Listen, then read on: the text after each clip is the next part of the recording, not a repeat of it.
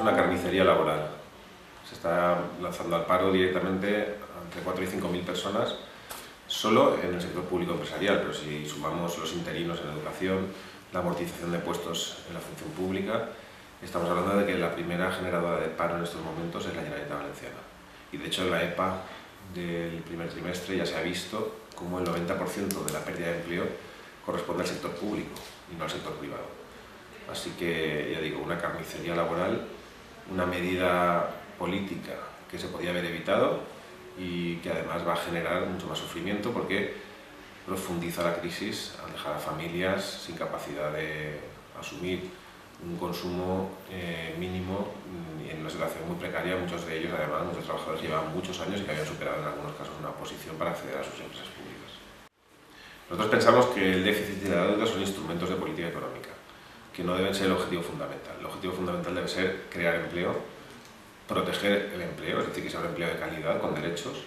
y además reactivar la economía. Y para ello seguramente hace falta incumplir el objetivo de déficit durante un tiempo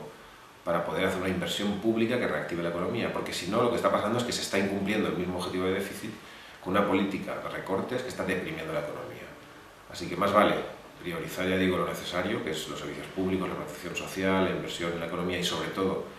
la búsqueda de una política expansiva que genere empleo y por lo tanto reactivación económica, que fiarlo todo a unas políticas que lo que están haciendo es deprimir la economía. Por tanto, eso es lo primero. Y lo segundo, decir que hay que reconducir un sector público que está hinchado es reconocer en primer lugar que el Partido Popular es el responsable de los últimos 20 años de gestión de la Generalitat Valenciana. Y yo siempre he dicho que la derecha no cree en los servicios públicos, pero en lugar de atacarlos directamente, lo que suele hacer es, en primer lugar, parasitarlos, después desprestigiarlos y al final acabar con ellos. Efectivamente, hay algunas empresas públicas y fundaciones cuyo objeto social es más que discutible, pero eso no puede justificar recortes como están habiendo en el IPSA, el Instituto Valenciano de la Vivienda, en ferrocarriles de la Generalitat, en servicios públicos esenciales que además requieren de unas mínimas condiciones de seguridad que se pueden empezar a incumplir si no hay personal suficiente. Las ha habido y de hecho ya se ha visto la primera sentencia que anula el ERE de la Agencia Valenciana de Movilidad por la falta de voluntad negociadora de la Administración. Y hay otros recursos judiciales presentados por los afectados y también en algunos casos un conflicto colectivo, por ejemplo, ante la Audiencia Nacional, presentado por el Comité de Empresa y por los sindicatos de Radio Televisión Valenciana, que esperemos que ganen, porque entendemos que es absolutamente injusto el modo de proceder del gobierno valenciano, haciendo recaer todo el peso del ajuste sobre los trabajadores y en este caso sobre los trabajadores del sector público. Deberían haberse buscado otras fórmulas que muchas veces la representación sindical ha planteado sobre la mesa para poder optimizar ingresos, hacer planes de viabilidad y repartir el esfuerzo entre toda la sociedad, fundamentalmente exigiendo que aquellos que más tienen más paguen y por lo tanto cambiando la política fiscal. Pero aquí se mantiene la bonificación del impuesto a sucesiones, el impuesto de patrimonio se acaba de recuperar, pero durante muchos años se le ha perdonado a los ricos y sin embargo están empezando a pagar de manera muy grave los efectos de la crisis por las decisiones políticas de los trabajadores y las trabajadoras que ninguna culpa tienen en la crisis general. Y el caso más flagrante es Radio Televisión Valenciana, donde se ha visto cómo los afines a dos sindicatos, USO y CESIF, que han jugado en todo momento a favor de la empresa, se han visto beneficiados con su permanencia en los puestos, mientras que los sindicatos que han mantenido una postura combativa, que se han enfrentado a la empresa, que no han aceptado el ERE, han visto como la mayor parte de sus afiliados, de las personas que iban en sus listas, han sido depurados. Además se ve claramente como personas que estaban muchos años en la casa, que habían accedido a través de oposición, que tenían una reconocida solvencia, incluyendo miembros del nuevo Consejo de Administración a propuesta de grupos de la oposición, como Chelo Miralles, como Manolo Chardí, pero como muchos otros, han sido los primeros en caer. Entonces es muy evidente que en Radio Televisión Valenciana, además de un golpe al servicio público, porque lo que se pretende hacer es privatizar toda la parrilla de programación, lo que ha habido también es una depuración clarísima para dejar a los afines al PP y quitarse de en medio personas incómodas ideológicamente y políticamente. En todos los casos hay sospechas de que ha habido quien se ha quedado sabiendo que había tenido una responsabilidad clara en la gestión de los últimos años, porque otra cosa es que si se ha producido una situación, digamos, muy negativa en los balances de determinadas empresas públicas, habrá que revisar cuál ha sido la actividad. Por ejemplo, en el caso del IPSA, los proyectos urbanísticos en los que el IPSA se ha metido porque lo decidieron Esteban González Pons, Juan Cotino, Rafael Blasco, es decir, los consejeros del Partido Popular que presidían su Consejo de Administración. igual que la política de personal. Es muy curioso que quien han llevado adelante el ERE después siempre se ha quedado, los directivos siempre se han quedado, y los que lo han pagado son los trabajadores de base, como pasa en el caso de Caxa, como pasa en el IPSA, como puede pasar en Teatres de la Generalitat, que en estos momentos está amenazada de un ERE, y nosotros lo que reivindicamos son, desde luego, el máximo esfuerzo para evitar despidos y, en todo caso, que asuman responsabilidades los directivos y las personas que políticamente han estado al frente de la gestión en los últimos años. Bueno, por ejemplo, el caso de Caxa, están preparando unos pliegos de condiciones para privatizar la gestión del museo, del Hemisferic y del Ágora, también del Umbracle, que ya está en parte privatizada. Es decir, que el trabajo que estaba haciendo empleados públicos de una empresa pública lo van a asumir empresas privadas que tendrán trabajadores seguramente con un régimen de explotación mucho mayor, que buscarán el beneficio con una inversión pública multimillonaria, porque ahí nos hemos gastado los valencianos más de 1.300 millones de euros. Y ahora lo que vamos a hacer es dar negocio a empresas privadas.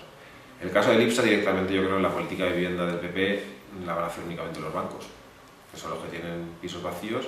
con los que pretenden firmar convenios para salvarles de alguna manera de esa situación, cuando lo que nosotros exigimos es una política pública de vivienda con un parque público en alquiler y con una promoción pública de viviendas con criterios sociales y no con criterios de megapelotazos urbanísticos como los que en su momento se intentaron hacer.